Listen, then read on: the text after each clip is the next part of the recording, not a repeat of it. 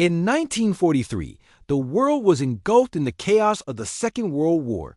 Across Europe, millions fought, suffered, and died in one of history's most brutal conflicts. Among those caught in the crossfire were thousands of German soldiers who surrendered to Allied forces. These men, known as prisoners of war, faced an uncertain future.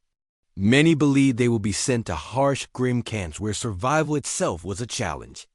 But instead, they found themselves on a long journey across the Atlantic Ocean, bound for a country few had ever seen, the United States of America. To these soldiers, America was a mysterious land painted in propaganda as weak, poor, and broken.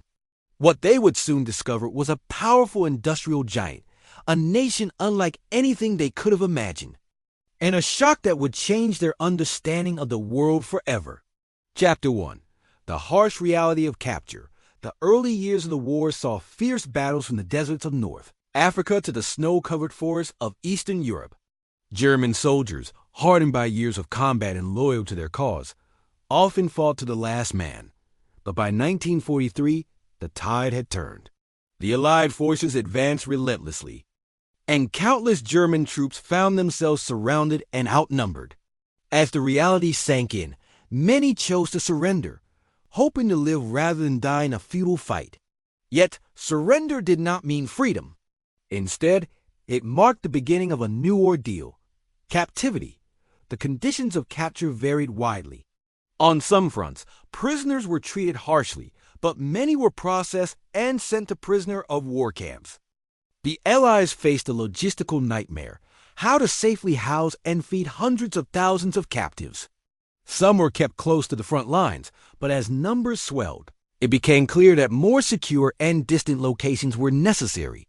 The United States, far from the battlefields and relatively safe, became a prime destination. Chapter 2. Crossing the Atlantic. The journey from Europe to America was long and fraught with anxiety. Packed aboard ships, often in cramped quarters, the German POWs faced days or weeks at sea. The Atlantic was still a dangerous place, with German U-boats prowling the waters and Allied ships protecting the convoys. For the prisoners, the ocean symbolized uncertainty. Would they be treated fairly? Would they survive the crossing? And what awaited them on the other side? As the ships neared the American coast, the prisoners caught their first glimpses of a world vastly different from what they had known. Towering cities with skyscrapers gleaming in the sun, bustling harbors filled with cargo cranes and ships, and endless trains and trucks moving with precision, all painted a picture of power and abundance. The contrast was stark. Where Nazi propaganda had described America as a land of hunger and decay, the prisoners now saw a vibrant, thriving nation. Chapter 3. First Impressions. The American Industrial Machine. The shock of arrival was immediate and profound. The POWs were escorted from the ports to camps located across the country. Along the way, they saw factories that never stopped working. Assembly lines stretched as far as the eye could see, producing everything from airplanes to tanks to ammunition. The scale was overwhelming. In Detroit, the heart of America's automobile industry, the prisoners witnessed the famous assembly lines that had been converted to produce war machines. Women, many of whom had never worked in factories before the war, now operated heavy machinery, welders, and assembly stations. This sight surprised many German soldiers, for it was contrary to their expectations and experiences. The Nazis have portrayed the United States as weak and incapable of true war production, but what the prisoners saw was a relentless, efficient war machine. Chapter 4. Life inside the POW camps. The POW camps themselves were unlike anything the German soldiers had imagined. Instead of brutal confinement and harsh treatment, many camps were clean, organized, and surprisingly humane. Under the Geneva Convention, the United States adhered to strict standards of care, ensuring prisoners received adequate food, shelter, and medical attention. Inside the camps, life had its own rhythm. Prisoners worked in kitchens, farms, and workshops.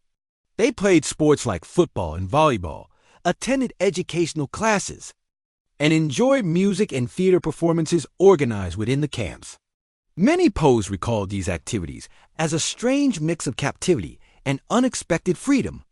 The camps offered a stark contrast to the battlefields they had left behind. Chapter 5: The Power of American Agriculture Beyond the Factories.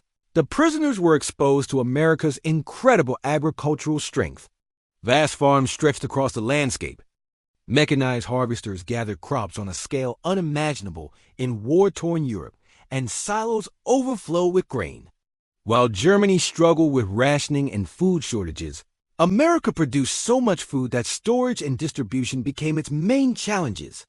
The POWs were sometimes put to work on these farms, and through their labor, they experienced firsthand the abundance of the American heartland. They saw how the war effort was supported not just by factories, but by the endless fields that fed millions of people and armies alike. Chapter 6: Reflections and Transformation. When the war finally ended, the prisoners were sent back to a Germany in ruins. Cities lay in rubble, and the nation faced years of rebuilding and reckoning. Many former POWs returned changed, their minds broadened by their experiences in America. They had left believing the United States was a land of weakness, but they returned knowing it was a land of strength, opportunity, and freedom. Many recounted stories of kindness from their captors. The striking contrast between the destruction in Germany and the prosperity they had witnessed in America. This experience reshaped their worldview, and in some cases, their hopes for the future. Outrow. For the German prisoners of war, America was never just a place of captivity. It was a revelation, a shock that challenged everything they thought they knew about the world. Through their eyes, we glimpse a unique chapter of history, where enemies became witnesses to a nation's might and spirit. Their stories remind us that war is fought not only with weapons, but with ideas, industry, and humanity.